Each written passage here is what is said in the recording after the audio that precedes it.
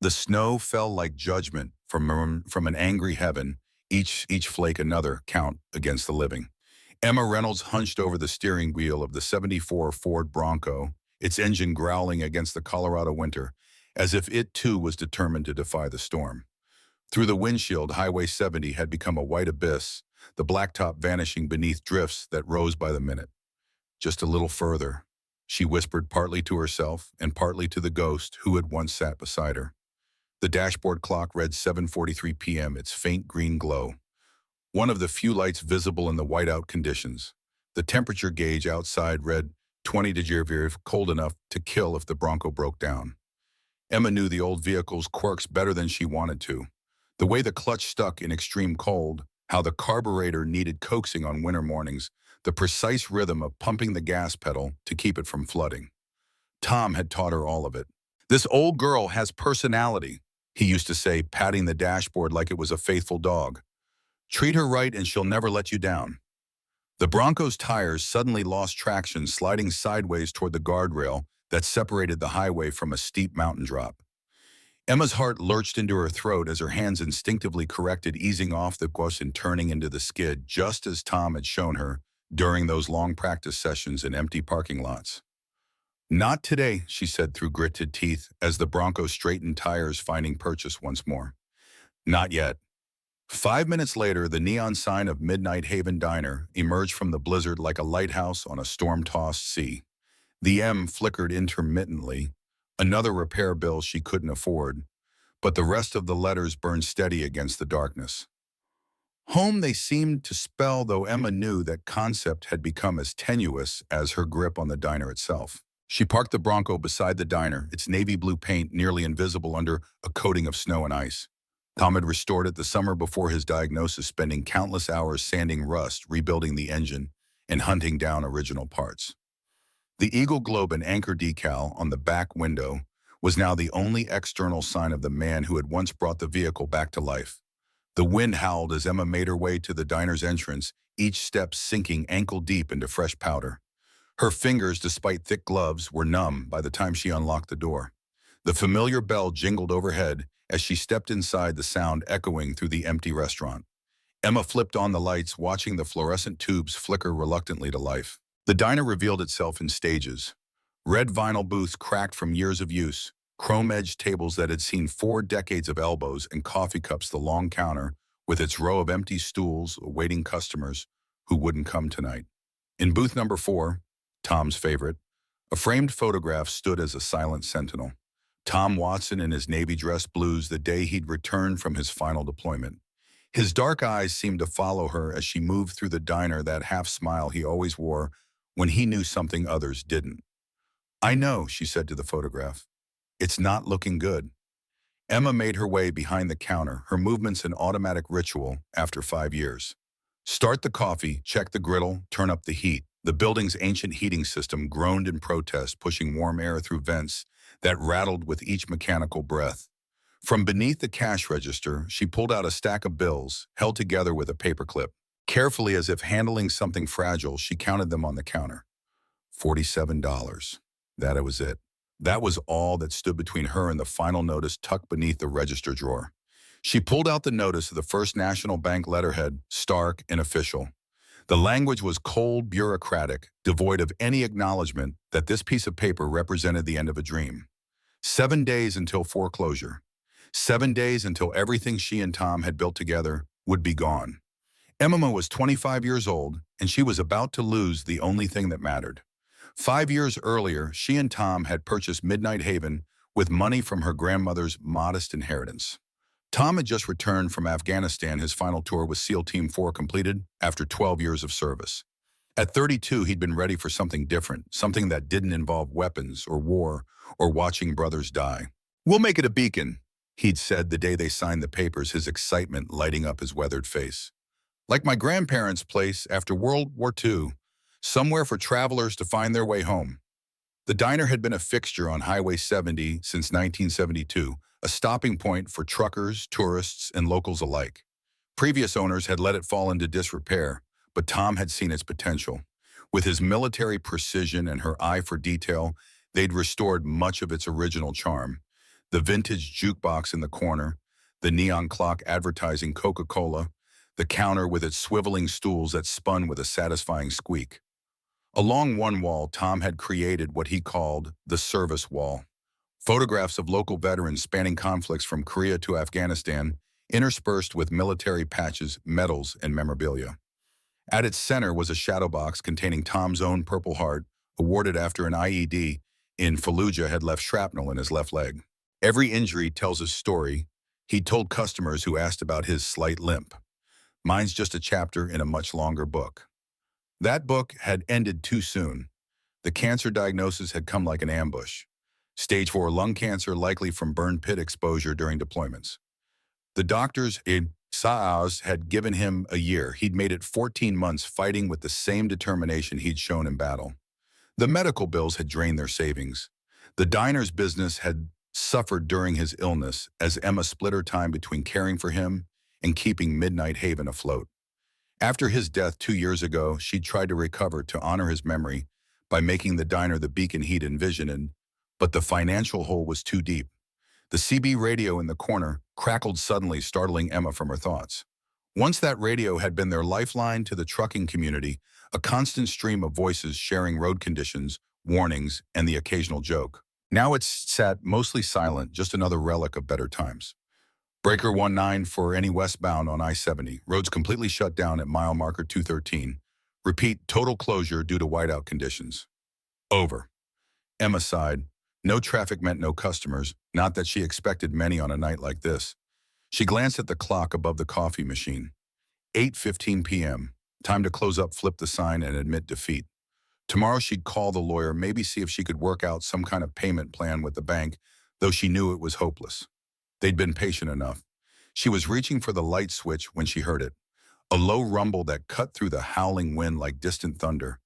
At first she thought it might be a snowplow, but the sound was different. Deeper, more rhythmic, like a heartbeat made of steel and chrome. Emma pressed her face to the window, squinting through the snow. At first she saw nothing but white. Then slowly shapes began to emerge from the storm. Headlights, lots of them, and beneath them the distinctive silhouettes of motorcycles. Big ones, Harley-Davidsons by the look of them. The rumble grew louder as the bikes approached their engines, revving against the wind.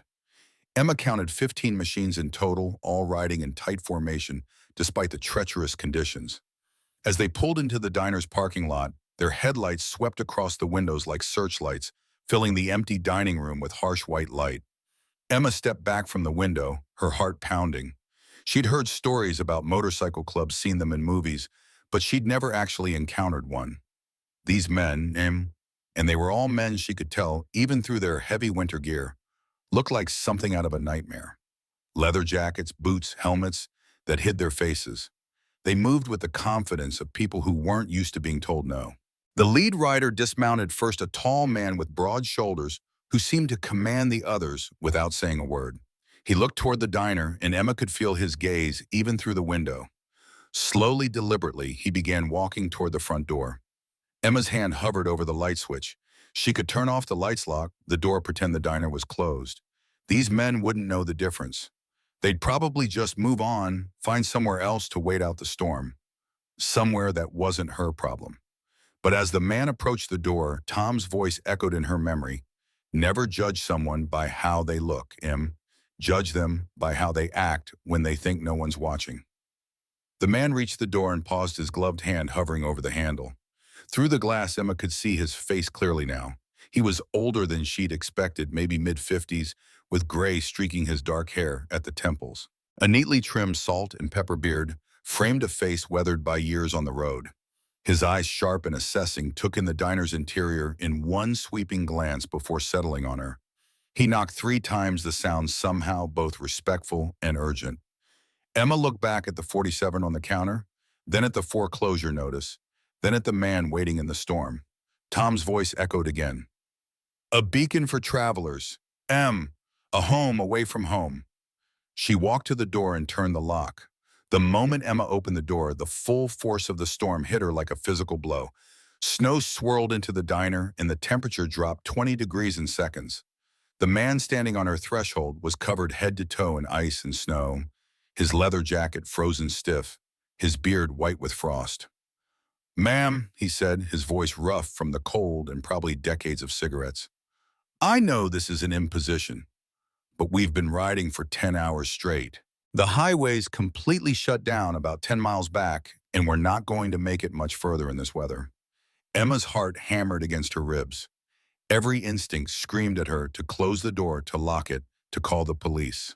These men looked like they could tear her diner apart with their bare hands, and probably had done worse to people who'd crossed them. The patches on their jackets weren't decorations. They were warnings, but then she saw something that gave her pause. Despite their intimidating appearance, they stood respectfully in the snow waiting for her answer. None of them pushed forward or tried to force their way in. The leader kept his hands visible, his posture non-threatening despite his size. How many of you are there? Emma asked, already knowing the answer but needing to hear it. 15, the man replied. I'm Nathan Parker. We're part of the Thunder Ridge chapter, heading back from a memorial service down in Denver. We've got cash for food and coffee, and we won't cause any trouble. We just need somewhere warm to wait out the storm. Emma looked past Nathan at the group of men removing their helmets. They were a terrifying sight. Beards, tattoos, scars that told stories of violence and hard living. Hands that looked like they could crush bone. Faces that had seen the wrong side of too many fights. But she also saw something else. Exhaustion that went bone deep, the kind that came from fighting the elements for hours on end. These men, dangerous as they might be, were at the end of their rope. Come in, she said, stepping aside. All of you. The relief on Nathan's face was immediate and profound. Thank you, he said simply. You have no idea what this means. The Hells Angels filed in one by one, stomping snow off their boots and shaking ice from their jackets. They were massive men, most of them the kind who'd learned to take up space in the world through necessity and reputation.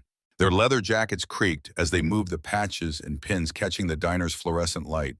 Chapter names, ranks, badges that marked territory and allegiances in a world Emma had never been part of. But despite their fearsome appearance, they moved carefully in the small diner, conscious of their size, respectful of the space they'd been given. The one with the mohawk actually held the door for the youngest member, and Emma caught several of them wiping their boots extra clean before stepping onto her floor. Emma counted them as they entered. 15, just as Nathan had said. The oldest looked to be in his 60s, gray-haired and dignified, despite the death's head on his jacket. The youngest, barely into his 20s, had nervous eyes and hands that shook slightly as he pulled off his gloves, looking more like a scared college kid than a member of America's most notorious motorcycle club. Find seats wherever you can, Emma told them, moving behind the counter. I'll get some coffee going. The men settled into the booths and counter stools with obvious gratitude, their frozen leather creaking as they moved. Up close, Emma could see the details that the storm had hidden. The intricate artwork of their tattoos, the careful maintenance of their patches, the way they instinctively arranged themselves so that the older, more senior members took the best spots, while the younger ones deferred without being asked. The young one, Emma heard someone call him Danny, sat near the window still shivering despite the warmth of the diner. An older man with intricate tattoos covering both arms and sergeant-at-arms embroidered beneath his chapter patch, took the stool closest to the counter, nodding respectfully when Emma made eye contact.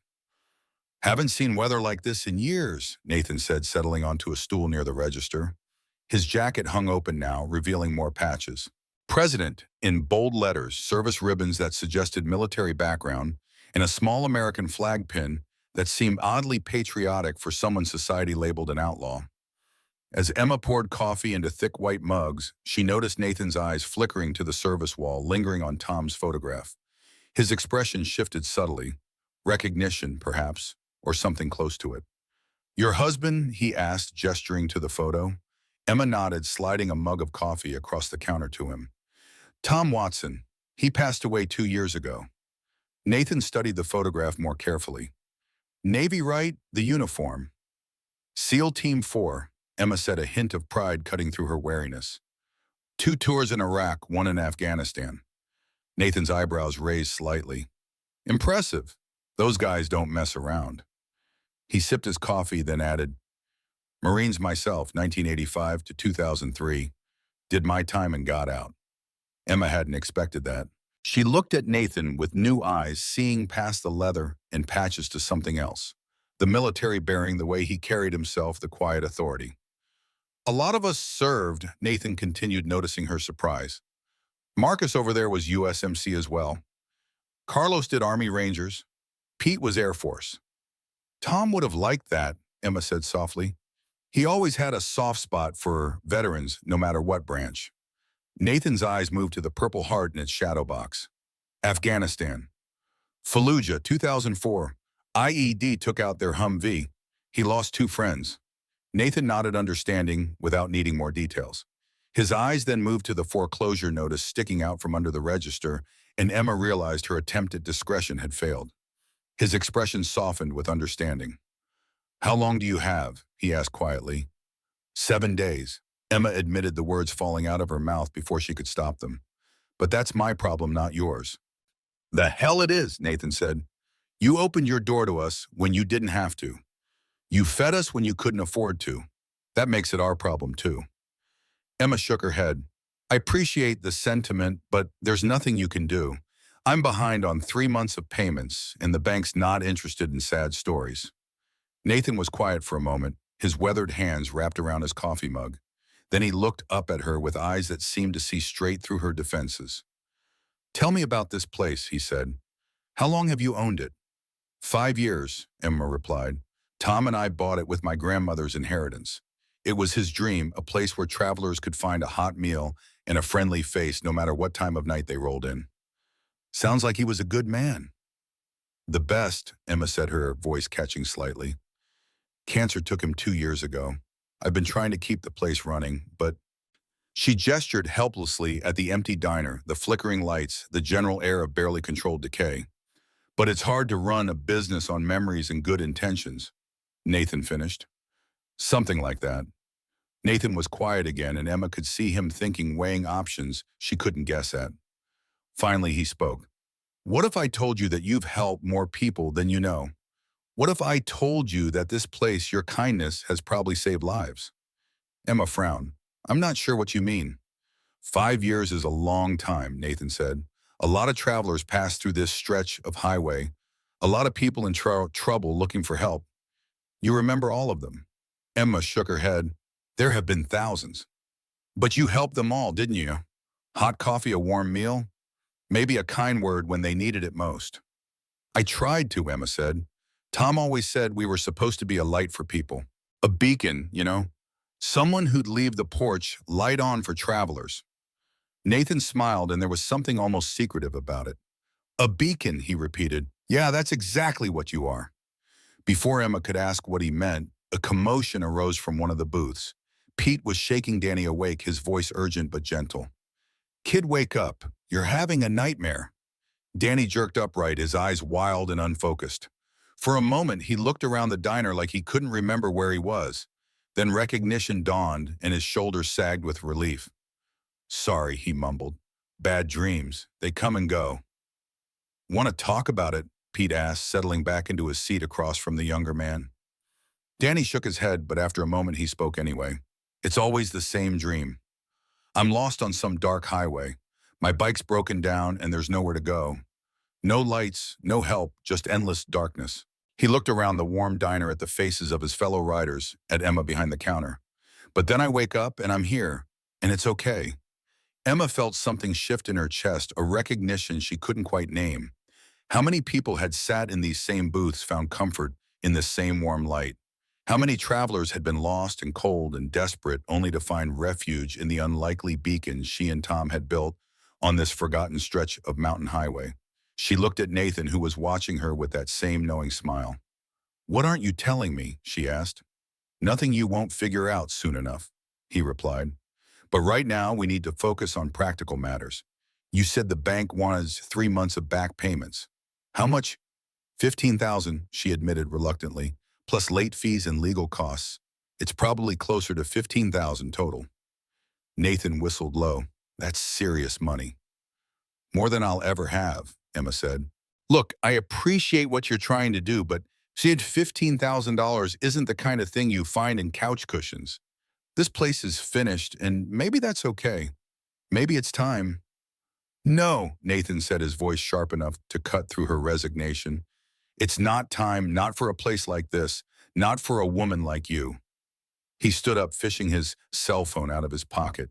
I'm going to make some calls. And Emma, she looked up at him, surprised by the intensity in his voice. Don't you dare give up yet. This story isn't over.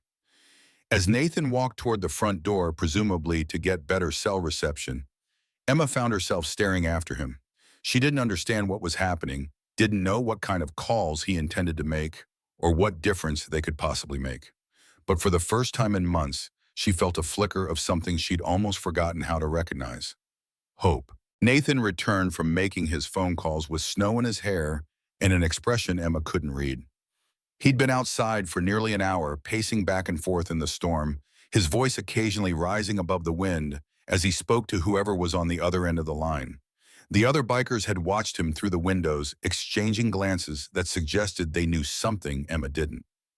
Well, Pete asked when Nathan finally came back inside, stamping snow off his boots. Tomorrow morning, Nathan said simply. Maybe sooner if the road's clear. What's tomorrow morning? Emma asked. But Nathan just smiled and poured himself another cup of coffee. It was Marcus who broke the tension. The older biker had been quiet most of the evening, content to play cards and nurse his coffee, but now he was studying Emma with an intensity that made her uncomfortable. You know, he said slowly, you look familiar. Emma raised an eyebrow. I doubt that. I don't get out much these days. No, I'm serious. Marcus sat down his cards and really looked at her. His head tilted slightly as if trying to remember something important.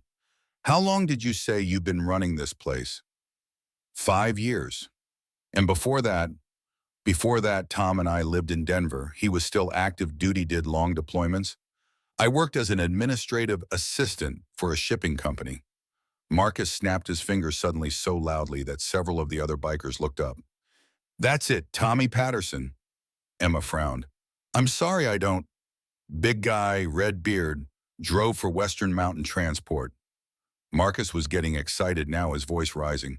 This would have been maybe 3-4 years ago. He was having chest pains pulled off right here at your diner. The memory hit Emma like a physical blow. She hadn't thought about that night in years, but suddenly it was vivid as yesterday. A trucker alone and scared, clutching his chest in the parking lot. She'd found him there when she'd gone out to check the dumpster, called 911, then driven him to the hospital herself when the ambulance couldn't make it through a rock slide on the highway. Tommy, she said quietly. I remember Tommy. He's my brother-in-law, Marcus said, grinning now. Married my sister 5 years ago. He tells that story at every family gathering. How the angel in the mountains saved his life. How you stayed with him at the hospital all night, called his wife, even paid for his parking when he couldn't find his wallet. Emma felt heat rise in her cheeks. It wasn't anything special. Anyone would have done the same thing. No, Marcus said firmly. Anyone wouldn't have. That's the point. He looked around the diner at his fellow bikers. Guys, I think we're sitting in a legend. The word legend seemed to electrify the group. Suddenly, everyone was talking at once, comparing notes, sharing stories. It turned out that several of them had their own memories of Midnight, Haven Diner, their own reasons to be grateful to the woman who ran it. Carlos remembered stopping here 3 years ago when his daughter had been in a car accident in Denver. Emma had let him use the phone to call the hospital, given him directions to the fastest route, even packed him a sandwich for the road when he'd been too upset to think about eating. Pete recalled a night when his bike had broken down in a snowstorm, much like this one. Emma and Tom had not only fed him and let him stay warm, but Tom had helped him fix his bike, refusing payment for either the parts or the labor. And Danny, quiet, nervous. Danny suddenly spoke up with a story that made everyone go silent. You might not remember me, he said, his voice barely above a whisper. But I was here about a year ago. I was having a really bad time. My parents had kicked me out. I dropped out of college, lost my job. I was riding my bike west with no plan, no money, no hope. He paused, swallowed hard. I was actually thinking about ending it all. Emma felt her breath catch. I stopped here because my bike was almost out of gas, and I was almost out of everything else. I had maybe $5 in my pocket, but you served me anyway. A full meal coffee pie. When I tried to pay, you said I looked like I was having a rough day, and the meal was on the house. Danny's eyes were bright with unshed tears. You asked me where I was headed, and when I said I didn't know, you told me that was okay. Sometimes not knowing where you're going is the first step to finding where you belong. Then you gave me a business card for a friend of yours in Salt Lake City, said he might have work for someone willing to learn. Emma remembered now. A skinny kid with hollow eyes and a motorcycle that sounded like it was held together with prayer and duct tape. She'd seen that look before, the look of someone who'd given up on tomorrow. That job changed my life, Danny continued. And the man who hired me, he became like a father to me. Helped me get back in school, introduced me to these guys. He gestured around the table at his fellow bikers. You saved my life that day, Emma. Not just by feeding me, but by reminding me that there were still good people in the world. People who cared about strangers. The diner fell silent except for the wind outside and the soft hum of the coffee machine. Emma stood frozen behind the counter, overwhelmed by the weight of these revelations. She'd helped people over the years, sure, but she'd never thought of it as anything extraordinary. She'd just done what felt right, what Tom would have wanted her to do. There are more stories, Nathan said quietly. A lot more. You've been a beacon on this highway for 5 years, Emma. You've touched more lives than you know. I just serve food, Emma protested weakly. I just tried to be decent to people. Exactly, Marcus said. In a world that's gotten pretty indecent, that makes you special. Emma sank onto a stool behind the counter, her legs suddenly unsteady. She thought about all the faces that had passed through this diner over the years. Truckers, travelers, families on vacation, people running from something or towards something else. She'd fed them all, listened to their stories, offered what comfort she could. It had never occurred to her that she was doing anything remarkable. The calls I made tonight, Nathan said, they were to people like Tommy Patterson. People who remember this place, who remember you. People who owe you a debt they've never been able to repay. You don't owe me anything, Emma said. That's where you're wrong, Nathan replied. And tomorrow morning you're going to understand just how wrong. As if summoned by his words, new lights appeared outside the windows. Not the single headlight of motorcycles this time, but the dual beams of cars and trucks cutting through the storm like stars breaking through clouds. Nathan looked out the window and smiled. Or maybe tonight. Emma moved to the window, watching in amazement as vehicles began pulling into the parking lot. A pickup truck with Wyoming plates, a sedan from Utah, a semi-truck with Colorado markings. Within minutes, the small parking lot was filling up with vehicles, their occupants climbing out into the storm and hurrying toward the diner's front door. What's happening? Emma whispered, turning to Nathan. The motorcycle club president's eyes gleamed in the diner's fluorescent light. Remember when I said this story wasn't over? Well, this is just the beginning. The bell above the door jingled as it swung open. A massive man with a flaming red beard stepped inside, stomping snow from his boots. His eyes found Emma immediately, and his face split into a grin so wide it seemed to take up half his face. Emma Reynolds, he boomed, arms spreading wide. You beautiful angel, Tommy Patterson. In case you don't remember.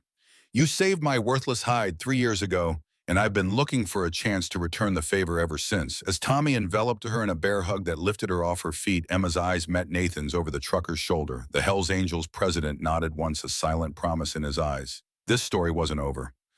Not by a long shot. By dawn, Midnight Haven Diner looked nothing like the quiet, struggling establishment of the previous evening. The parking lot, which had been empty save for Emma's Bronco, now overflowed with vehicles. Pickup trucks bearing license plates from 5 different states. 18-wheelers with company logos partially obscured by snow, and of course the 15 Harley-Davidsons belonging to Nathan's Thunder Ridge chapter, arranged in a neat row like sentinels standing guard. Inside, every booth was filled, every stool occupied. The air hummed with conversation, punctuated by the occasional burst of laughter or the clink of silverware against plates. The ancient jukebox in the corner, which hadn't worked properly in months, now played Johnny Cash's I've Been Everywhere, after someone had performed what Emma could only describe as mechanical magic on its inner workings. Emma moved through the crowded diner in a daze, accepting hugs from leather-clad men whose faces triggered forgotten memories, and from truckers who clasped her hands in their massive palms, thanking her for acts of kindness she barely remembered. Their stories washed over her like waves, each one connecting to another, weaving a tapestry of lives touched during her 5 years behind the counter. I still can't believe this, she murmured to Nathan, who was coordinating the controlled chaos with the efficiency of a battlefield commander. When word got out through the network that Nathan Parker's chapter was stranded at Emma Reynolds' place, said Marcus, the tattooed sergeant at arms, every trucker and rider within 300 miles started moving. The Angel of Highway 70 isn't just a legend among bikers. Truckers know that name too. Emma looked around in amazement. She recognized patches from different Hells Angels chapters. Denver, Phoenix, Salt Lake City. Men who normally wouldn't be caught dead in the same state were sharing coffee and stories at her counter. Tommy Patterson had brought 5 fellow truckers from his company, all of them ordering the most expensive items on the menu and leaving tips that made Emma's eyes widen. But how did they even get here? Emma asked, gesturing to the window where snow still fell, though less heavily than the night before. The highway was completely closed. Nathan's eyes crinkled at the corners. Hell's Angels have been finding ways around roadblocks since 1948, Emma. As for the truckers, he nodded toward Tommy, who was holding court in a corner booth. Those guys know every back road and fire trail in the Rockies. Some things are more important than official road closures. As Emma refilled coffee cups, she noticed Danny deep in conversation with a heavy-set trucker named Mac. The young biker was animated, his earlier nervousness replaced by earnest engagement. Emma caught fragments of their conversation, something about community college programs and commercial driver's licenses. Kids looking for direction? Nathan said, noticing her attention. Mac runs a driver training program for veterans. Not that Danny served, but Mac makes exceptions for special cases. He doesn't really seem like Hell's Angels material, Emma observed quietly. Nathan's expression softened. Not everyone who rides with us fits the stereotype, Emma. Danny's brother was one of ours, died in a crash 2 years ago. We look after our own, even the ones who don't quite fit. Family isn't always about blood. The bell above the door jingled, drawing Emma's attention. A tall, distinguished-looking man in his 60s entered, brushing snow from his overcoat. His silver hair was immaculately styled, his leather shoes clearly expensive despite being inappropriate for the weather. The Hells Angels nearest the door straightened imperceptibly, their posture shifting from relaxed to alert in an instant. "Who's that?" Emma whispered to Nathan. "Big Mike Henderson." Nathan replied, his voice taken on a tone of respect. "President of the Oakland chapter. Founding member. Legend in his own right." Big Mike surveyed the crowded diner, his eyes eventually finding Nathan. A silent communication passed between them before the older man made his way to the counter. "Nathan," he said, his voice a gravelly bass that carried authority without raising its volume. "Good to see you above ground." "Likewise, old man," Nathan replied with a familiarity that suggested years of history. "Thought the snow might keep you in Denver." Big Mike scoffed. "Takes more than a little powder to stop me." His eyes shifted to Emma and his weathered face softened. "So this is her, the Angel." Nathan nodded. "Emma Reynolds. Emma, this is Michael Henderson." Big Mike extended a hand across the counter. His grip was firm but careful, as if conscious of his own strength. 23 years ago, he said, his voice surprisingly gentle for such a massive man, "You found me passed out in your parking lot. Hypothermia. You called the ambulance, rode with me to the hospital, even called my old lady to let her know I was alive." Emma stared at him, the memory slowly coming back. A younger man barely conscious, his bike broken down in a snowstorm. The hospital staff had been reluctant to treat him until Emma had insisted, staying by his side until they relented. "That was before Tom and I owned the place," she said. "I was just helping out the previous owners for extra cash while Tom was deployed." "Doesn't matter," Big Mike said firmly. "You saved my life that night. Hell's Angels don't forget debts like that." Before Emma could respond, the door jingled again. This time the figure that entered made her blood run cold. Charles Blackwood stood in the doorway, his tailored overcoat dusted with snow, his thin lips pressed into a disapproving line as he surveyed the crowded diner. Behind him loomed the broad shoulders of Sheriff Jim Hawkins, looking distinctly uncomfortable. "Ms. Reynolds," Blackwood said, his voice cutting through the conversation like a blade. "I see you've found some interesting clientele." The diner fell silent, the atmosphere shifting from warm camaraderie to tense anticipation in an instant. Nathan stepped forward, positioning himself subtly between Emma and the newcomers. "Can I help you, gentlemen?" Emma asked, her voice steadier than she felt. Blackwood pulled a leather portfolio from inside his coat.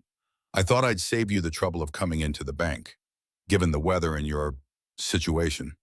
He gestured vaguely at the crowded diner. These are the final foreclosure papers. Sheriff Hawkins is here as a witness. Sheriff Hawkins nodded awkwardly, not meeting Emma's eyes. At 60, he was a fixture in the county known for his fairness, but also for his strict adherence to the law. His weathered face showed signs of internal conflict. Bit premature, isn't it? Nathan asked, his voice deceptively casual. I thought Ms. Reynolds had a week. Blackwood's eyes narrowed as he assessed Nathan taking in the Hells Angels patch on his leather vest. The bank has decided to accelerate the process given certain developments. What developments? Emma demanded. Horizon Development has finalized their purchase agreement. Blackwood said, a hint of smugness creeping into his tone. They're prepared to break ground on the new shopping center as soon as the property is cleared. The mayor and town council have already approved the permits. Horizon Development, Nathan repeated. That would be your son's company, correct? Blackwood's surprise was visible but quickly masked. Richard's company, yes. How did we do our homework? Nathan said simply, especially when it involves people trying to take something that matters to us. The tension in the room ratcheted up another notch. Several Hells Angels had risen from their seats, not making any threatening moves but clearly positioning themselves strategically around the diner. Tommy Patterson and his fellow truckers formed another improvised perimeter. Sheriff Hawkins noticed his hand drifting instinctively toward his holstered weapon. Now there's no need for this to get ugly, Hawkins said, his voice carrying the weight of decades of diffusing tense situations. Mr. Blackwood is just doing his job, same as me. And what exactly is your job today, Sheriff? Big Mike asked, his massive frame now beside Nathan's. Helping to shut down a place that's served this community for half a century. Hawkins shifted uncomfortably. I'm just here to keep the peace and witness the service of papers. That's all. Then you might want to witness this, came a new voice from the door. Everyone turned. A man in his early 30s stood in the entrance, snow melting on his shoulders. He wore a Colorado State Police uniform, and his eyes sharp and assessing immediately found the sheriff.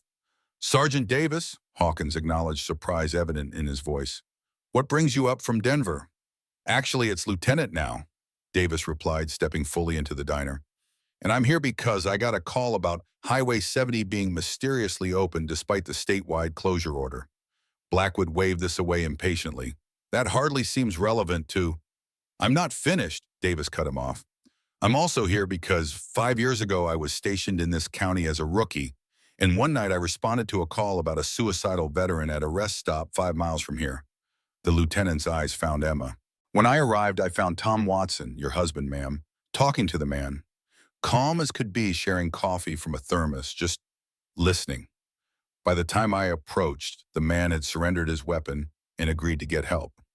Davis turned back to the sheriff and Blackwood.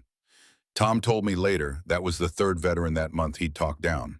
Said it was his mission after leaving the service, being a lighthouse for those lost at sea. The diner had gone completely silent. Even the jukebox seemed to hold its breath between songs. Now, Davis continued, I'm not here to interfere with bank business, but I am here to inform you that Highway 70 remains officially closed for another 24 hours minimum. Which means... He glanced around the diner, a small smile playing at his lips. All these fine people are technically stranded, and this establishment is providing emergency shelter under Colorado state law. Sheriff Hawkins' expression shifted from confusion to understanding, and finally to something like relief. Well, he said, turning to Blackwood, seems like the foreclosure papers will have to wait until the road officially reopens. Can't very well shut down emergency shelter during a state-declared emergency. Blackwood's face flushed with anger. This is preposterous. These people clearly weren't stranded. They arrived here deliberately. Can you prove that? Davis asked mildly. Because I've got about 50 witnesses who'll swear they were caught in whiteout conditions and sought emergency shelter at the nearest establishment. The banker sputtered, looking around at the impassive faces surrounding him. Finally, he shoved the portfolio back into his coat. This changes nothing, he snapped at Emma. It just delays the inevitable. Enjoy your extra day. With that, he turned on his heel and stalked out into the snow. Sheriff Hawkins lingered, looking uncertain. Emma, he said finally, for what it's worth, I'm sorry about all this. Tom was a good man. The sheriff hesitated, then continued in a lower voice. He helped my boy when he came back from Afghanistan. Nightmares couldn't sleep. Tom would sit with him for hours at that corner booth just talking. Never told anyone about it, not even me, until after Tom passed. Emma felt her throat tighten. He never mentioned it. He wouldn't, Hawkins said. That wasn't his way. The sheriff nodded to the room at large, then followed Blackwood out the door. As conversation slowly resumed, Nathan placed a hand on Emma's shoulder. You okay? Emma nodded, though in truth she felt overwhelmed. In the space of 12 hours, her quiet, failing diner had become the epicenter of something she couldn't quite comprehend. A gathering of strangers united by nothing except their connection to her and Tom. A coalition of outcasts and misfits standing against the bank, the developers, the inexorable march of progress. I don't understand what's happening, she admitted. Why all these people care so much about one small diner on a forgotten stretch of highway. Nathan guided her to a quiet corner away from the main crowd. Let me tell you something about lighthouses, Emma. They don't just guide ships home. They warn of danger. They stand as proof that someone cared enough to build them to keep them lit to make sure no one else crashes against the rocks. He gestured around the diner. Every person here has their own story about this place, about you and Tom. For some, it was a hot meal when they were broke. For others, a kind word when they were lost. For a few, like Danny over there, it was the difference between life and death. Emma watched as Danny laughed at something Max said, his young face transformed by genuine joy. Places like this, people like you and Tom. Nathan continued, they're rare, Emma, getting rarer every day. The world's getting colder, harder. Corporations buying up mom-and-pop places, replacing them with chains where no one knows your name or gives a damn about your problems. He turned to face her directly. What's happening here is people recognizing something worth saving. Something that saved them first. Before Emma could respond, the door opened again. This time the newcomer was a woman in her early 60s, bundled against the cold, but radiating a warmth that seemed to defy the winter. Her silver-streaked hair was pulled back in a practical bun, and she carried 2 large canvas bags that appeared heavy. Clara, Emma breathed, recognizing the owner of the bakery in the nearby town. Clara beamed, making her way through the crowded diner to Emma. Heard you were having a bit of a situation, she said, setting down her bags. Brought some reinforcements. She opened the bags to reveal loaves of fresh bread pastries and several containers of soup. How did you, Emma began. Tommy Patterson stopped by on his way here, Clara explained. Told me what was happening. I closed the shop and started baking. She looked around at the packed diner. Looks like I should have brought more. This is perfect, Emma said, hugging the older woman tightly. Thank you. As Clara joined the volunteers behind the counter, more locals began to arrive. The hardware store owner brought coffee makers to supplement the diner's ancient machine. The high school football coach and 3 of his players showed up with cases of bottled water and soda. Even Mrs. Abernathy, the retired librarian known for her disapproving scowl, appeared with a box of books, for those who might want something to read during their stay. By noon, Midnight Haven had transformed into something between a community center and a war room. In one corner, Nathan, Big Mike, and several other Hells Angels leaders hunched over maps of the county, discussing strategy in low voices. In another, Tommy Patterson coordinated with his fellow truckers, making calls to contacts across the state. Lieutenant Davis had established a small command post near the door, ostensibly to monitor weather conditions, but clearly serving as an unofficial ally. Emma found herself at the center of it all, directing the flow of food and supplies, matching volunteers with tasks, ensuring that everyone had what they needed. It was exhausting and exhilarating in equal measure. For the first time since Tom's death, she felt fully alive, fully present. In a quiet moment as she refilled the coffee urns, Danny approached the counter.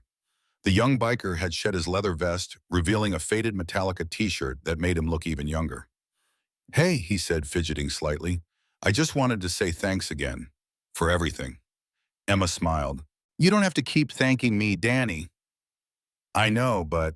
He hesitated. I talked to Mac about that driver training program. He says I might be a good fit.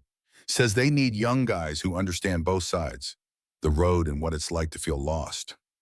That sounds perfect for you, Emma said, sincerely. Danny nodded, his eyes bright with something new. Purpose, perhaps, or hope. I needed them. I never thought I'd find my thing. After my brother died, I just sort of drifted, joined the Angels because it was what he would have wanted, but I never really fit. And now I think maybe I can honor him by finding my own way. He glanced over at Mac, then back to Emma. That's what you did for me that night a year ago. You showed me it was okay to find my own path. Before Emma could respond, Nathan's voice cut through the general buzz of conversation. Everyone, can I have your attention for a minute? The diner quieted as Nathan moved to the center of the room.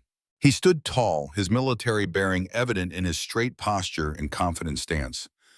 First, I want to thank everyone who's come out today. Your support means more than you know. He nodded to various groups around the room, the Hells Angels, the truckers, the locals.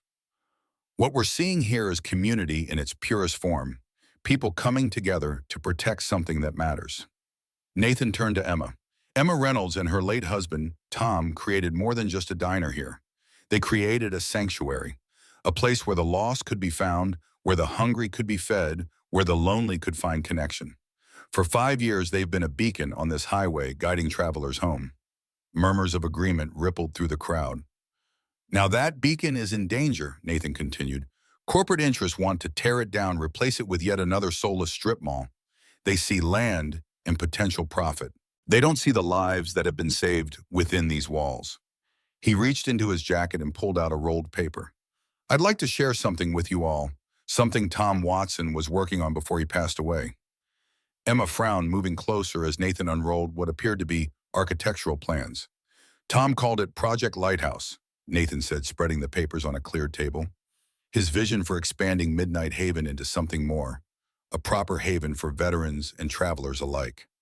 Emma gasped softly as she recognized her husband's neat handwriting, his precise drawings. She'd never seen these plans before. Tom must have been working on them in secret during his illness. The design showed Midnight Haven at its core, preserved in its vintage glory, but surrounded by new structures. A small motel with modest rooms, a garage for vehicle repairs, a common area with resources for veterans, computers, a small library, meeting spaces. Tom shared these plans with several veterans who passed through, Nathan explained, asking for input, refining the concept. He was building a network, gathering support, but time ran out before he could bring it to fruition. Emma traced her fingers over Tom's handwriting, tears welling in her eyes. I had no idea, she whispered. He never told me. He wanted to surprise you, came a voice from the crowd. A man in his 50s stepped forward, his Salt Lake City Hells Angels patch visible on his vest. I'm Steve Mercer. Tom and I served together briefly in Iraq. When I passed through 2 years ago, he was already sick, but still full of fire about this project. Said he wanted it to be his legacy, something that would outlast him. Nathan looked around the room. I believe we have an opportunity here, not just to save Midnight Haven, but to fulfill Tom's vision, to create something that will serve this community and the wider veteran family for generations to come. A murmur of excitement spread through the diner. Emma felt a surge of emotions, grief for the plans Tom had kept secret, amazement at his foresight, and a growing sense of possibility. It's a beautiful dream, she said loud enough for everyone to hear.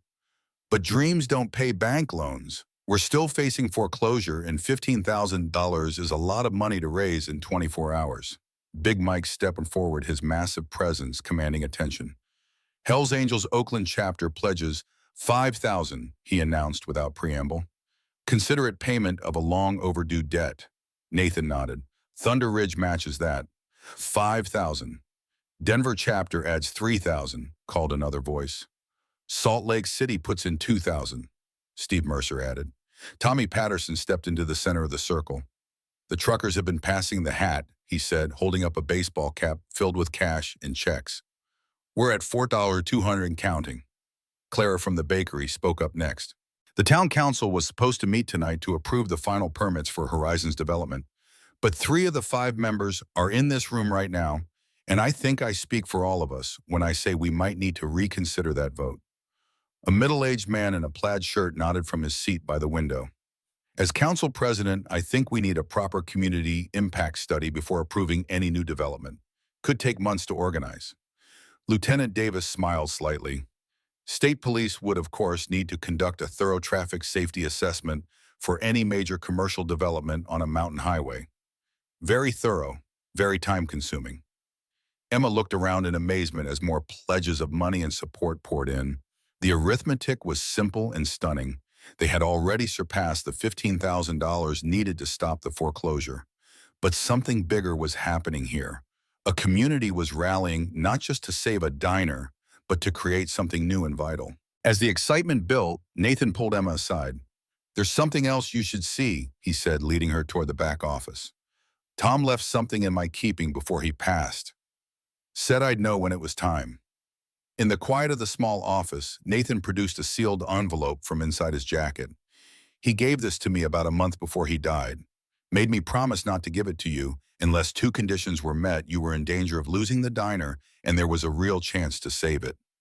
Emma took the envelope with trembling hands. Her name was written on the front in Tom's distinctive handwriting. She broke the seal and pulled out a single sheet of paper and a small key. The letter was brief in Tom's direct style. "Ma, if you're reading this, I'm gone and Midnight Haven is in trouble. I'm sorry I kept secrets from you, but I wanted to protect you from disappointment if my plans fell through. The key opens safe deposit box, number 247, at First National. Inside, you'll find the deed to 10 acres behind the diner. I bought it quietly from old man Jenkins the year before I got sick. Paid cash from my military pension. It's debt-free land, Emma, and it's the future of our lighthouse. Nathan Parker and the others know parts of the plan. Trust them. They're rough around the edges, but they're honorable men who understand the meaning of service. Remember what I always told you: the darkest nights make the lighthouse matter most. Keep the light burning, my love. Always yours." Tom. Emma read the letter twice, then looked up at Nathan, who was watching her with quiet understanding. 10 acres, she said softly. He bought 10 acres. Nathan nodded. Prime land, crucial for Horizon's development plans. Without it, their shopping center doesn't work. A smile played at his lips. Blackwood doesn't know. Nobody knows except the angels Tom trusted with the information. But how did Tom afford Combat pay careful saving and Jenkins giving him a good price out of respect? Tom was always thinking ahead, Emma, always playing the long game. Emma clutched the letter to her chest, feeling closer to Tom than she had in years. Even from beyond the grave, he was fighting for their dream for the beacon they had built together. "So what happens now?" she asked. "Now," Nathan said, "we show Blackwood and his son that they're not just facing a struggling diner owner. They're facing an army." They returned to the main room to find the atmosphere had shifted. The excitement had given way to a focused determination as people organized into groups, each tackling different aspects of the challenge ahead. Danny and several younger bikers were setting up a social media campaign using the diner's Wi-Fi. Clara and other locals were planning a community meeting for that evening. Tommy Patterson was coordinating with truckers across 3 states to spread the word about Midnight Haven's fight. Emma stood in the center of it all, Tom's letter still clutched in her hand, watching as strangers became allies, as a movement took shape around a vision her husband had planted like a seed before his death. Nathan stepped onto a chair, whistling sharply to get everyone's attention. "Listen up," he called. "We've got the money to stop the foreclosure, but that's just the first step. Tom Watson had a bigger vision, and now it's our job to make it real." He gestured to Emma. "Emma has something to share with you all." All eyes turned to her. For a moment, Emma felt overwhelmed by the attention, by the responsibility, by the sheer improbability of the situation. 24 hours ago, she had been alone in a failing diner, counting out her last $47. Now she stood at the center of a growing movement, holding the key to a future she hadn't dared imagine. She took a deep breath and held up the letter. "My husband left me a letter," she began, her voice gaining strength with each word, "and a key to a safe deposit box containing the deed to 10 acres behind the diner. Land that Horizon Development needs for their shopping center. Land that could instead become the foundation for Project Lighthouse." A cheer went up from the crowd, but Emma raised her hand for silence. "This isn't just about saving my diner," she continued. "It's about creating something that matters, something that serves the people who need it most. Veterans, travelers, anyone who's lost and looking for a light in the darkness." She looked around at the faces watching her. Hell's Angels and truckers, state police and town council members, locals who had known her for years, and strangers who had driven through blizzard conditions to stand with her. "Tom used to say that a lighthouse doesn't just show people the way home," Emma said. It shows them that someone cared enough to build it in the first place, that someone is still there keeping the light all burning no matter how dark the night gets. She straightened her shoulders, feeling Tom's presence beside her within her. I'm ready to keep that light burning, but I can't do it alone. You won't have to, Nathan said firmly. Never again, added Tommy Patterson. Big Mike stepped forward, his massive frame somehow less intimidating now that Emma had seen the humanity behind his fearsome appearance. Hell's Angels started after World War II, he said, his deep voice carrying easily through the diner. Veterans coming home looking for the brotherhood they'd found in combat. The world didn't understand them, didn't want them. So they made their own family, their own rules. He looked around at his fellow angels. We've strayed from those roots sometimes, done things that brought shame instead of honor. But at our core, we still believe in loyalty and standing up for those who stand up for us. Emma and Tom Reynolds stood up for us, for all of us, when no one else would. Now it's our turn. The door opened, letting in a blast of cold air and a new figure. Sheriff Hawkins, this time without Blackwood. The room tensed briefly, then relaxed as the sheriff raised his hands in a gesture of peace. I'm not here officially, stunned, he said, removing his hat. Just as Jim Hawkins, citizen and father. He made his way to Emma. My son, David. He didn't make it back from Afghanistan, not really. His body came home, but his spirit stayed there. 2 years ago, he took his own life. The sheriff's voice broke slightly, but he continued. Among his things, I found a letter. He wrote about a diner on Highway 70, about a man named Tom who'd served in the same places he had. He wrote that talking to Tom was the only time he felt someone truly understood. The only time the noise in his head quieted, even for a little while.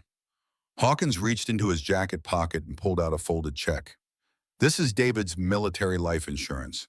I've been holding on to it, not knowing what to do with it. Now I know. He handed the check to Emma. $20,000. Use it to build that lighthouse Tom talked about. Use it to help the next David find his way home. Emma looked down at the check, then back at the sheriff, tears streaming down her face. I don't know what to say. Say you'll build it, Hawkins replied simply. Say my boy's death will mean something. We'll build it, Nathan promised, placing a hand on the sheriff's shoulder. For David, for Tom, for all of them. As if on cue, the CB radio behind the counter crackled to life. Breaker 19 for the Midnight Haven. This is eastbound thunder out of Cheyenne. We're hearing there's a situation down there. Over. Tommy Patterson moved to the radio, picking up the microphone. This is Midnight Haven. We've got a situation, all right, but it's turning into something good. Over. Well, I got 15 rigs heading your way, came the reply. ETA 3 hours if the plows stay ahead of us. Anything you need, over. Tommy looked at Emma, who nodded. Bring building supplies, Tommy said into the microphone. Lumber tools, whatever you can load. We're building a lighthouse. Over. Copy that, Midnight Haven. Lighthouse construction materials. Consider it done. Over and out. As Tommy set down the microphone, Emma felt a tap on her shoulder. She turned to find Danny, his young face alight with excitement. Emma, he said, holding up his smartphone. You need to see this.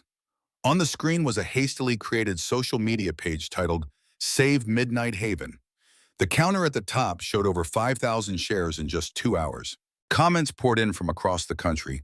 Veterans, truckers, bikers, ordinary travelers is sharing stories of the diner, of Tom and Emma, of moments of kindness that had changed their lives. Tom Watson talked me through the worst panic attack of my life in 2019. He knew exactly what to say because he'd been there. Emma gave me and my kids a free meal when our car broke down in 2001. Wouldn't take a dime even though I offered. The Reynolds saved my marriage. Tom saw me crying in my truck, bought me coffee, listened for hours, gave me the courage to go home and fight for what mattered. The stories went on, a digital avalanche of gratitude and support. Emma scrolled through them, recognizing some names, surprised by others, overwhelmed by the sheer volume of lives they had touched without even realizing it. It's going viral, Danny said proudly. We're trending in 3 states already. Before Emma could respond, Lieutenant Davis appeared at her side. Ms. Reynolds, he said, his official tone belied by the warmth in his eyes. I've just received word that the governor's office has taken an interest in your situation. Apparently, the First Lady stopped here once during a campaign tour and remembers the excellent pie. He handed her his phone open to an email. The governor is declaring Midnight Haven an essential cultural landmark under state preservation statutes. It's a temporary designation, but it buys us another 60 days minimum before any action can be taken against the property. Emma stared at the phone, then at the crowded diner, then at the social media feed still scrolling with stories and support. The situation had escalated beyond anything she could have imagined, gathering momentum like an avalanche. "This is really happening, isn't it?" she asked Nathan, who had materialized beside her. "It's really happening," he confirmed. "The question is, are you ready for it? This isn't just about saving a diner anymore. This is about building something bigger, something that will change lives. It won't be easy." Emma thought about the letter in her partican, about the land Tom had secretly purchased, about the plans he'd drawn up in his final months. She thought about the parade of faces that had passed through Midnight Haven over the years, the lost, the lonely, the broken, and how many of them had found something here that they couldn't find anywhere else. She thought about Danny's near suicide, about Sheriff Hawkins' son, who hadn't made it, about all the others balanced on that same knife edge, who might yet be saved by a warm meal, a kind word, a light in the darkness.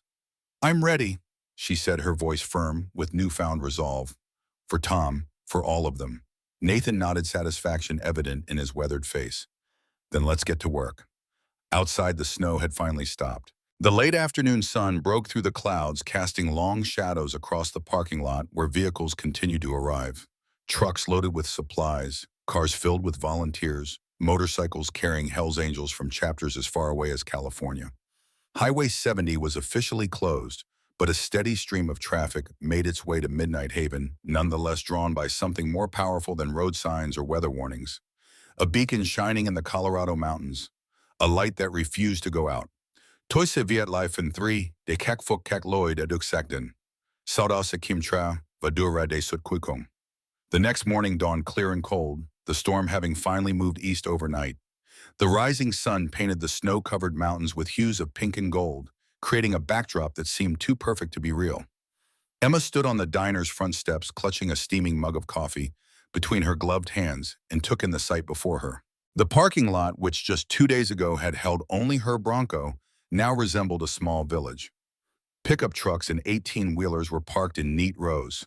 A half-dozen RVs had formed a semicircle along the property's edge, generators humming as they provided additional power. Motorcycles, at least 50 of them now, stood in formation near the diner's entrance, their chrome gleaming in the morning light. Between the vehicles, people moved with purpose. Hell's Angels members worked alongside local contractors, unloading lumber and building supplies from the trucks that had arrived through the night. A group of veterans, identifiable by their military caps and jackets, had set up a field kitchen to supplement the diner's overworked facilities. Volunteers from the nearby town were setting up tables, distributing coffee, and coordinating the growing operation with military precision. "Quite a sight, isn't it?" Emma turned to find Nathan beside her, his breath fogging in the cold air. He looked tired but energized, a man in his element, despite having barely slept. "I never imagined anything like this," Emma admitted. "2 days ago, I was ready to give up. Now you're leading an army," Nathan finished with a smile. Tom would be proud. Emma nodded, emotion tightening her throat. He always believed in people, in their capacity for good, even when evidence suggested otherwise. "That's why he connected so well with vets and bikers," Nathan said. "We're used to being judged by our worst moments, our roughest edges." Tom saw past all that. A commotion at the edge of the property drew their attention.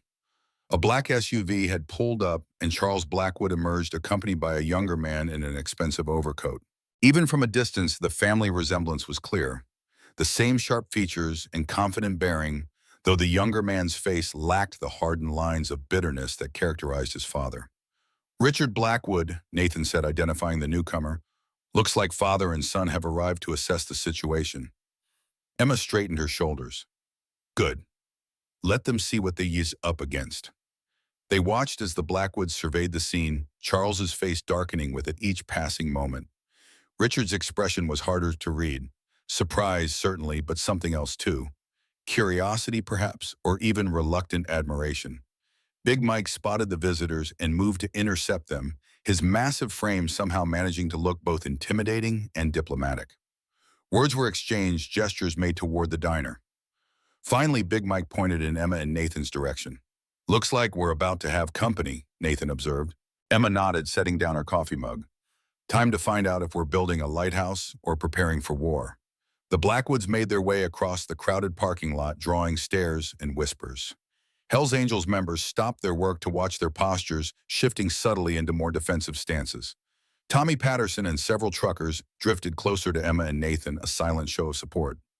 Charles Blackwood reached them first, his thin lips pressed into a tight line of displeasure. "Ms. Reynolds," he said coolly, "I see you have decided to turn a simple business matter into a circus." "Not a circus, Mr. Blackwood," Emma replied calmly. "A community. Whatever you call it, it changes nothing. Your loan is still in default. The bank's position remains the same." Richard Blackwood stepped forward, then extending his hand to Emma. "Ms. Reynolds, I'm Richard Blackwood, a CEO of Horizon Development. I apologize for not introducing myself earlier in the process." Emma shook his hand, surprised by the genuine courtesy in his manner. Up close, she could see he was around 40, with the same silver-gray eyes as his father, but a more open expression. "Mr. Blackwood," she acknowledged, "I believe you are planning to tear down my diner and replace it with a shopping center." Richard had the grace to look uncomfortable. "That was the plan, yes, though I'm beginning to think we may have underestimated certain local factors." Charles made a dismissive sound. "Don't be ridiculous, Richard. This display of sentiment doesn't change the economic realities. The Promontory Point development will bring jobs and tax revenue to a county that desperately needs both." "At what cost?" Nathan asked, entering the conversation. "The destruction of a place that serves as a lifeline for veterans, truckers, and travelers. The erasure of a community landmark." Charles Blackwood's eyes narrowed as he assessed Nathan. "And you are Nathan Parker, president of the Thunder Ridge chapter of the Hells Angels, former Staff Sergeant, United States Marine Corps." "I see," Charles said, his tone suggesting he saw very little worth considering. "Well, Mr. Parker, business decisions aren't made based on sentiment or nostalgia. They're made on hard numbers and future projections." "Dad," Richard interjected, his voice carrying a warning note, "maybe we should listen before dismissing their concerns." "There's nothing to listen to," Charles snapped. "The loan is in default. The property will be foreclosed. Horizon will proceed with development as planned." Emma reached into her pocket and pulled out an envelope. "Actually, Mr. Blackwood, I believe this might change your calculations." She handed him a bank check for $15,000, the full amount of the loan arrears plus fees. "This covers all outstanding payments and penalties. My loan is no longer in default." Charles stared at the check, his expression cycling through disbelief, anger, and calculation. This is merely a temporary setback. You're still underwater on the loan. 1 month, maybe 2, and you'll be right back where you started." "I don't think so," Emma said with newfound confidence. "You see, Midnight Haven's business prospects have improved dramatically overnight." She gestured to the crowded property. "Every Hells Angels chapter represented here has pledged to make this an official stop on their routes. The Truckers Alliance has added us to their recommended rest points network. The governor's office has designated us a cultural landmark, which comes with certain tax advantages." Richard Blackwood was looking around with increasing interest, his developer's eye noting the activity of the organization, the sense of purpose. "Furthermore," Emma continued, meeting Charles's eyes with steady determination, "there's the matter of the 10 acres behind the diner." Charles frowned. "What about them?" "That land is part of the Horizon acquisition." "I'm afraid not," Emma said, producing the deed Tom had left in the safe deposit box. "My husband purchased this land before he passed away. According to your son's development plans, it's essential for the Promontory Point project." Charles snatched the deed, scanning it with growing alarm while Richard leaned in to examine it. "It's legitimate, Dad," Richard confirmed quietly. "Jenkins's signature, proper filing with the county. It's real." Charles's face flushed with anger. "This is preposterous. How could a diner owner possibly—" "My husband was a Navy SEAL who served his country for 12 years. Emma interrupted, steel in her voice despite her youth. While others were speculating on real estate, Tom was earning combat pay and saving every penny. He understood that some things are worth more than money. Charles turned to his son. "We can adjust the plans, or make an offer for the acreage." "It's not for sale," Emma said firmly, "at any price." Everyone has a price, Charles insisted. Not for this land. Emma held his gaze steadily. This land is going to become Project Lighthouse, a veterans support center, emergency shelter, and community hub. Tom's vision is going to become reality. Richard Blackwood had been quiet, his eyes moving between the architectural plans now displayed in the diner's window and the bustling activity around them. Project Lighthouse, he repeated thoughtfully. I'd like to hear more about that. Richard, his father protested. Dad, look around you, Richard said, gesturing to the scene. This isn't just some stubborn landowner clinging to the past. This is something real, something with momentum and purpose. He turned to Emma. Would you mind showing me these plans in more detail? Emma exchanged a glance with Nathan, who gave a slight nod. Of course, she said, and they're inside. As they moved toward the diner, Charles Blackwood remained rooted in place, his face a mask of frustration and disbelief. Big Mike stepped closer to him, his massive frame casting a shadow over the banker. Beautiful morning, isn't it? The Oakland chapter president observed casually.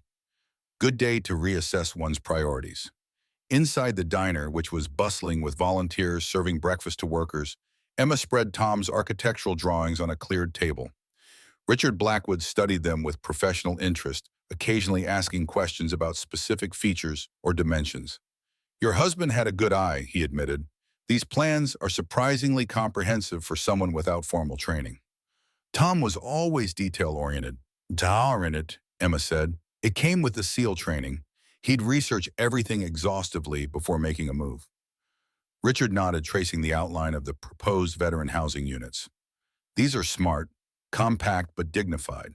Privacy without isolation. He looked up at Emma. This is more than just a roadside rest stop. This is addressing a real need. That was Tom's vision, Emma confirmed.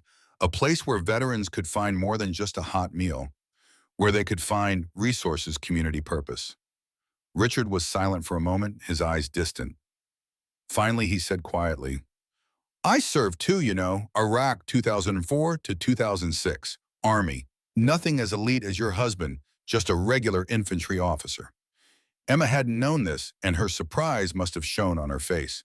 I don't talk about it much, Richard continued, especially around my father. He never understood why I enlisted instead of going straight to business school, called it a wasteful detour. That's why Tom's memorial service meant so much to us, Nathan said, appearing beside them. 2 days ago, when we were caught in the storm, we'd been to honor a brother who didn't make it back from Afghanistan, not in the ways that count. Ma, Richard nodded, understanding in his eyes. The transition is the hardest part. Coming back to a world that doesn't understand what you've seen, what you've done, what you carry. That's exactly what Tom used to say, Emma said softly. That's why this place mattered so much to him. It was his way of building a bridge back. Richard straightened, a decision visibly forming behind his eyes. Ms. Reynolds, I'd like to make you a proposal, not as Charles Blackwood's son, but as the CEO of Horizon Development and as a fellow veteran. Outside, the activity had continued to grow.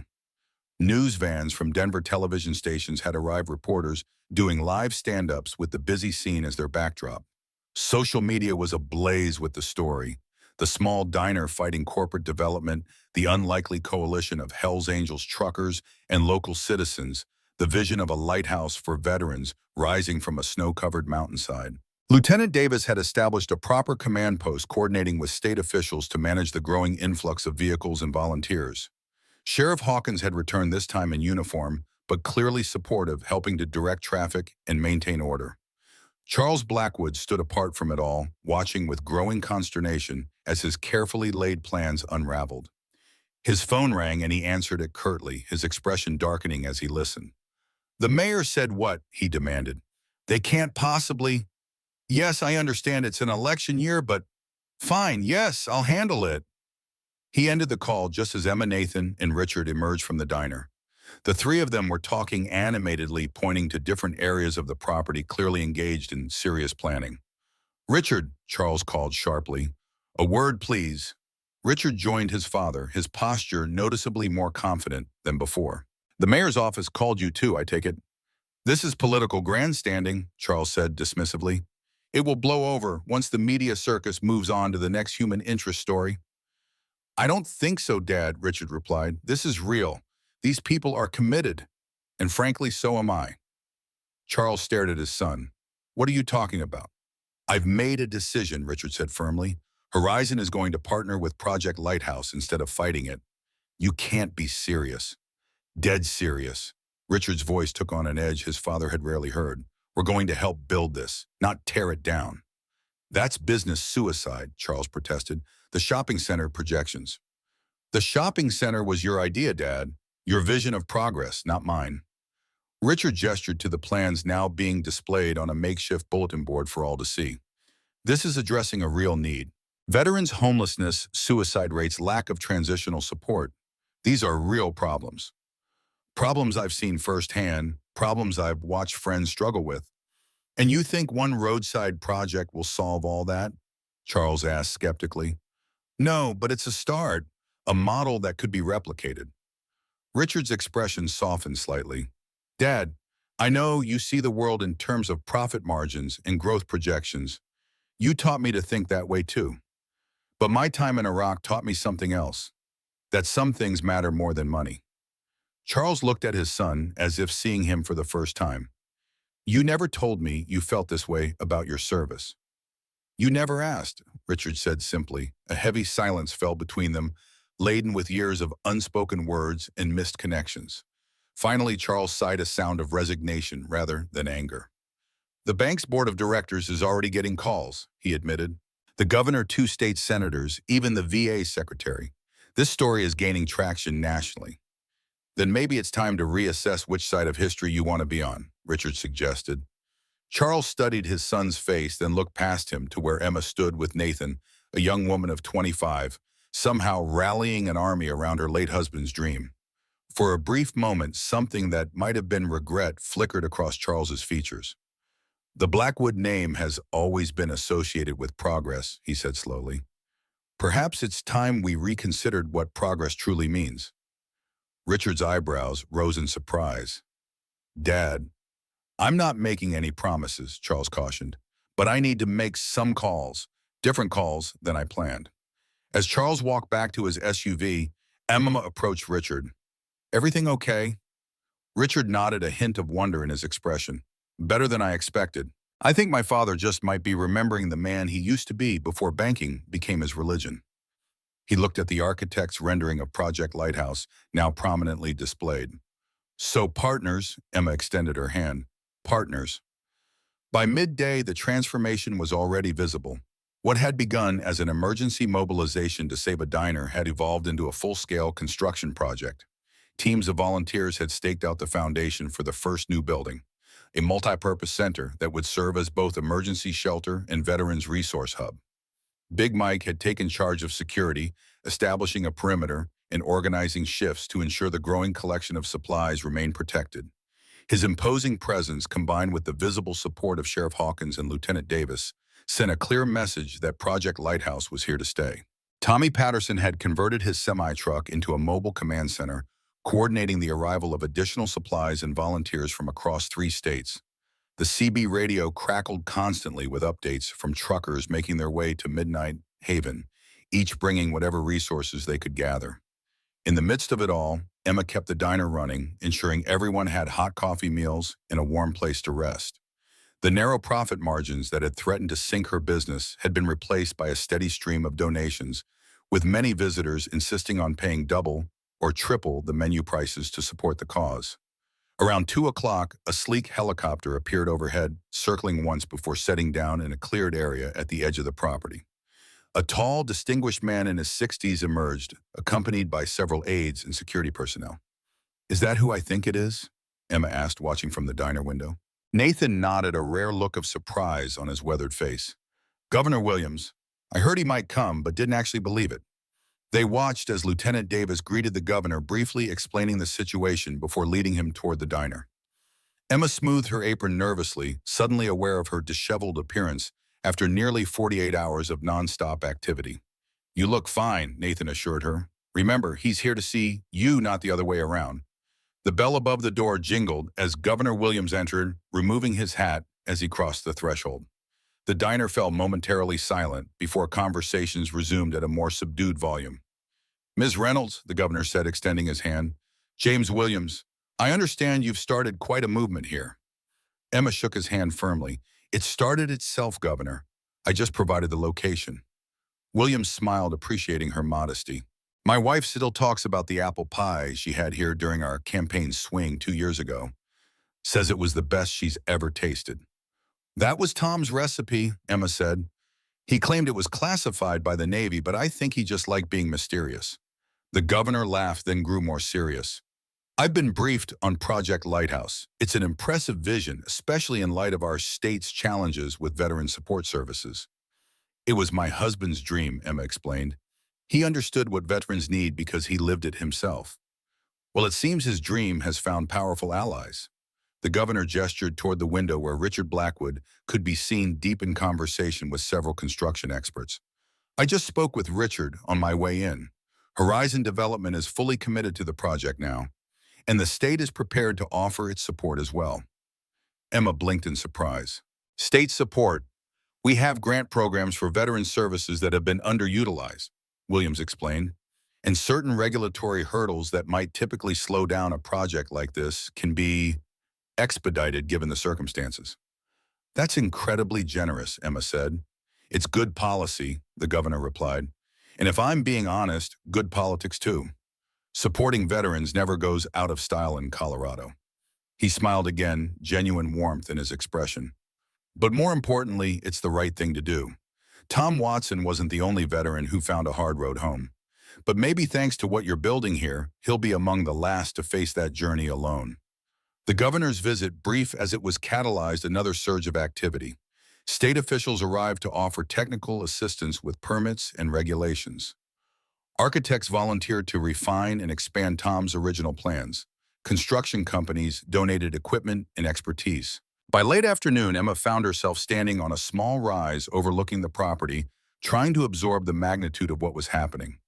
The diner, once a lonely outpost on a forgotten stretch of highway, now sat at the center of a bustling hive of activity that stretched across all 10 acres of Tom's secret land purchase. Nathan joined her, offering a fresh cup of coffee. Penny, for your thoughts. Emma accepted the coffee gratefully. I was just thinking about how quickly life can change.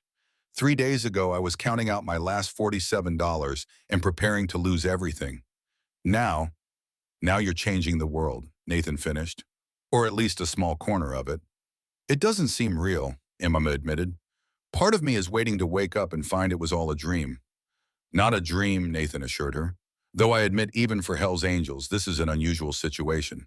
We're more accustomed to being run out of towns than being welcomed as partners in community development. Emma smiled. Tom always said appearances could be deceiving, that the roughest-looking people often had the softest hearts. Your husband was a wise man. They stood in companionable silence, watching as the day's work continued below. Foundation markers were being placed for the first new buildings. A temporary stage had been erected for an impromptu benefit concert scheduled for that evening. Media crews circulated through the growing encampment, capturing stories and images that would soon spread across the nation. You know, Nathan said after a while, in lighthouse keeping, there's a tradition of the keeper passing the light to the next generation, ensuring the flame never goes out no matter what storms come. Emma nodded, understanding where he was going. Tom passed the light to me. And now you're passing it to all of us, Nathan said. Not letting it go, but sharing it, making it stronger. The sentiment touched Emma deeply. She had spent 2 years after Tom's death, feeling as though she was merely preserving what they had built together, clinging to a past that was slipping away. Now she saw that she hadn't been preserving the past at all. She had been preparing for this moment, this expansion, this evolution of their shared dream into something neither of them could have imagined alone. The sun was beginning to set, painting the snow-covered landscape in shades of orange and purple. As if on cue, lights began to come on across the property. Work lights for the construction areas, the neon sign of the diner glowing brightly, and hundreds of smaller lights as volunteers set up for the evening's activities. Look, Nathan said softly, pointing to the highway. Emma turned and felt her breath catch. A line of vehicles stretched as far as she could see, their headlights forming a river of light flowing toward Midnight Haven. Cars, trucks, motorcycles. A convoy of support winding its way through the mountains. CB Chatter says there's over 100 vehicles in that line, Nathan explained. Word has spread. People are coming from all over. Veterans, families, ordinary folks who just want to be part of something good. As darkness fell completely, the lights of Midnight Haven shone even brighter, visible for miles across the darkened landscape. A beacon just as Tom had envisioned. A lighthouse guiding travelers home. Diha. 1 year later, Emma stood in the exact same spot, marveling at the transformation below.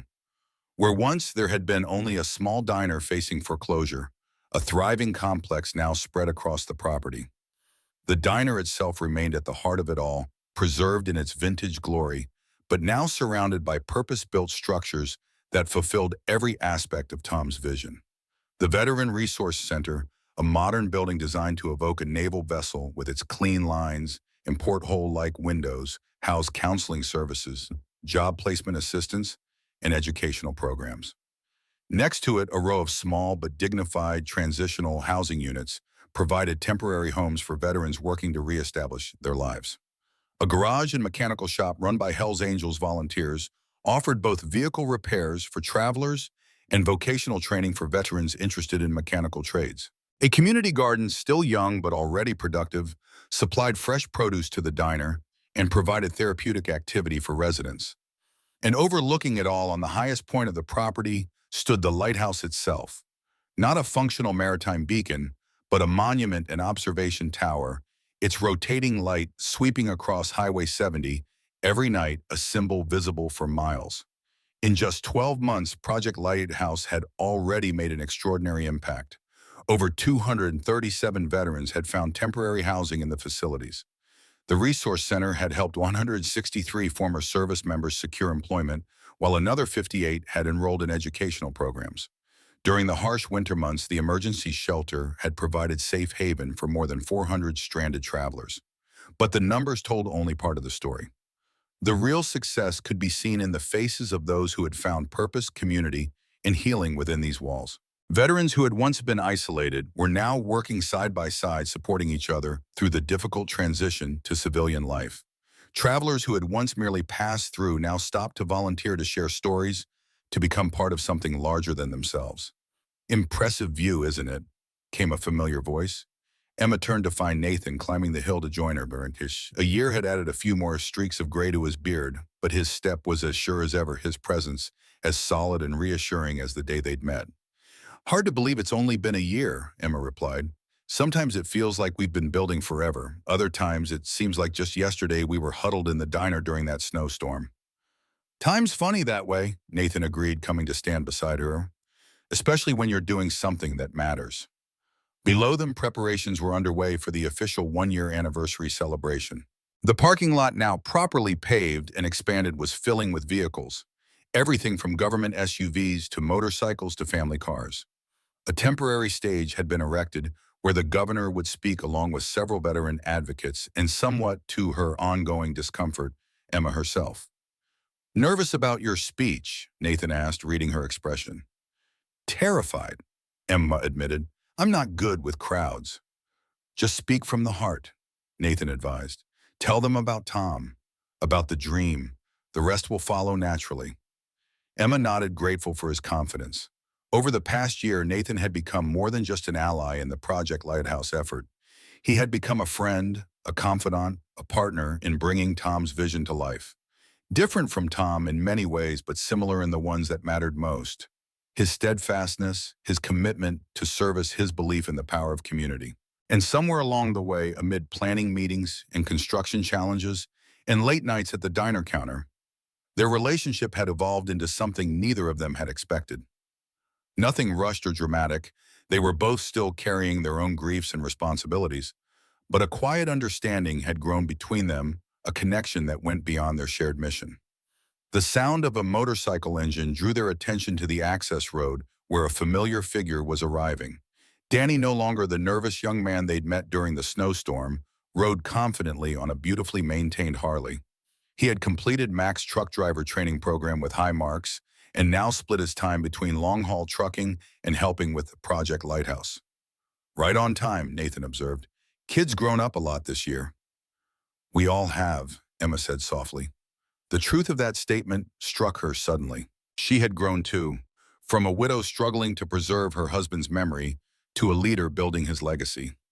At 26, she was still young by most standards, but the past year had transformed her in ways she was only beginning to understand, stretching her capabilities, challenging her assumptions, opening her heart to new possibilities.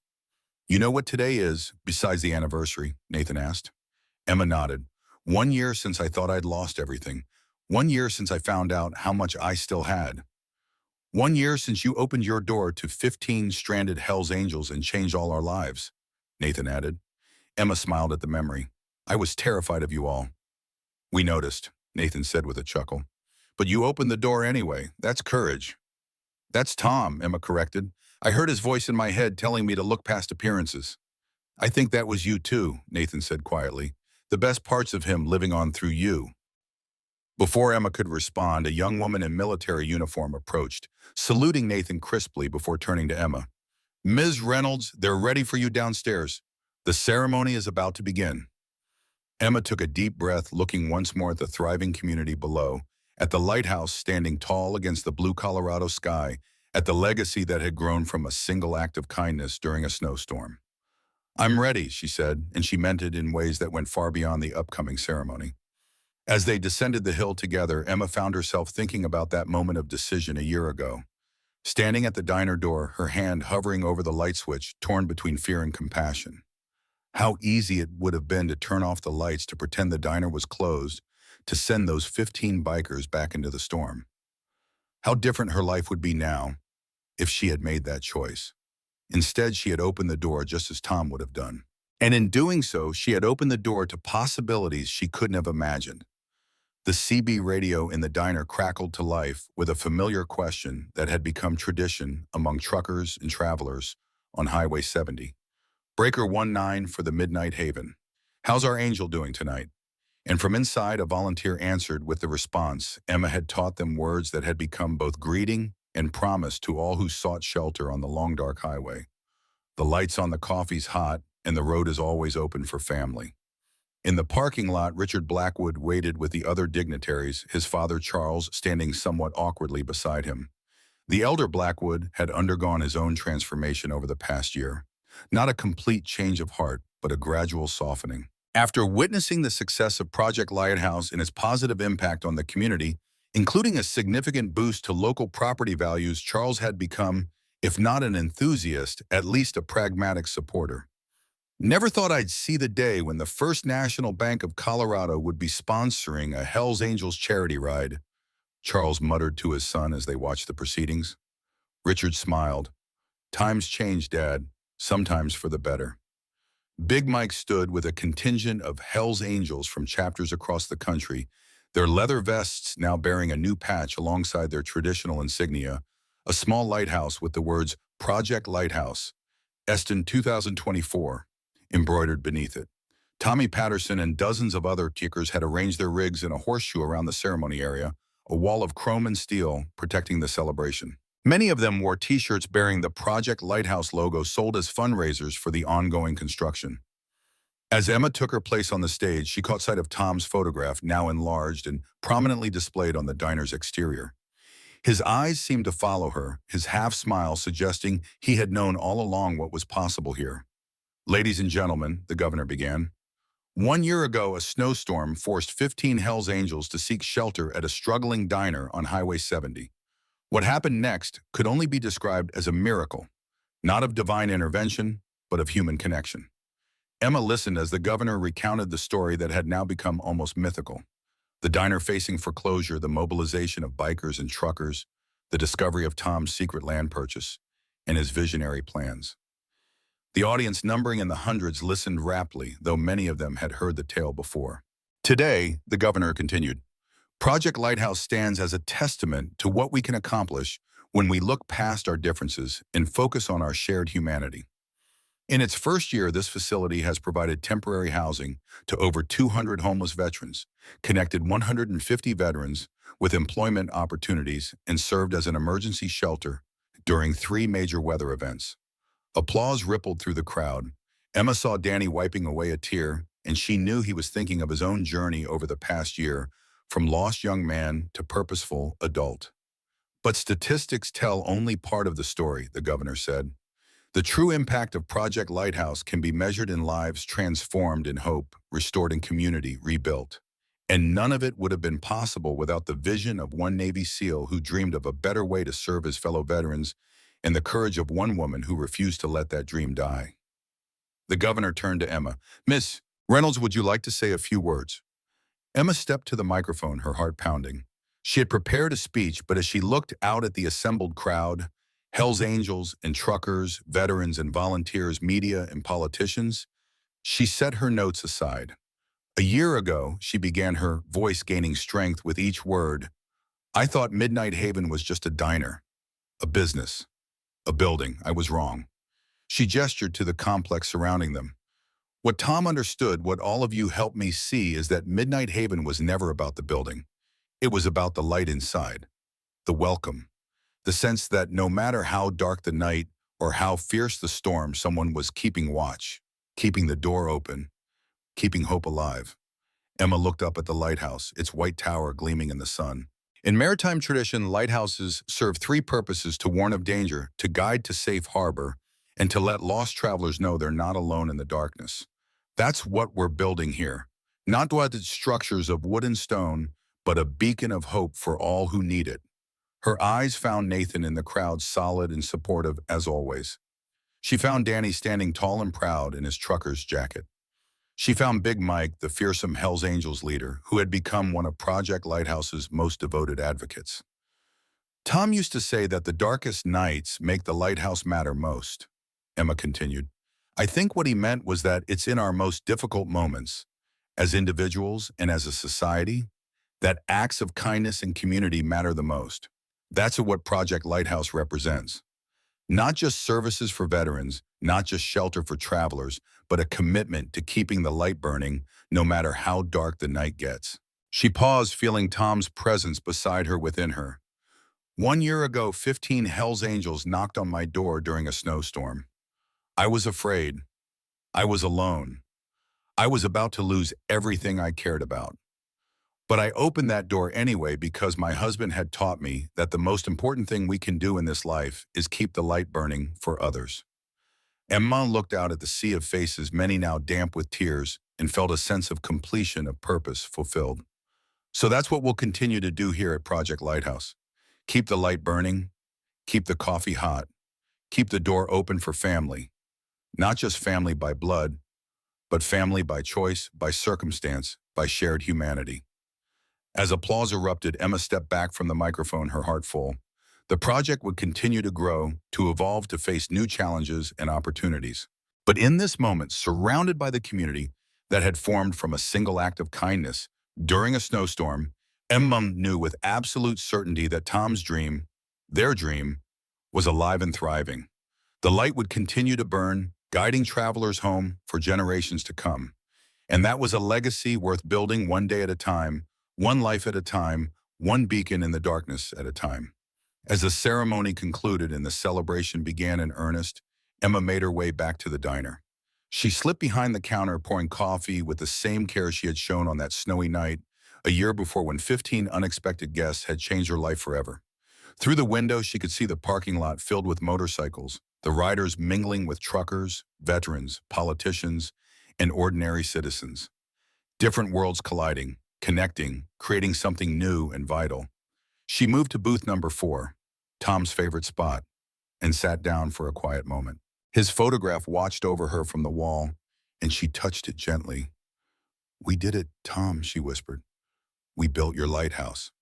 The bell above the door jingled as Nathan entered, followed by Danny and Big Mike. The three men paused, giving her a moment of privacy before joining her at the booth. Hell of a speech, Emma, Big Mike rumbled approvingly. Tom would have been proud, Nathan added, his hand finding hers beneath the table. Danny, still emotional, simply nodded his agreement. Emma looked at these men, once strangers now family, and thought about the strange and wonderful journey that had brought them together. A snowstorm, a desperate situation, and a simple choice to open a door rather than turn away. Last night I had a dream, she told them. I was standing at the diner door, my hand on the light switch, about to turn it off, when those 15 motorcycles pulled up.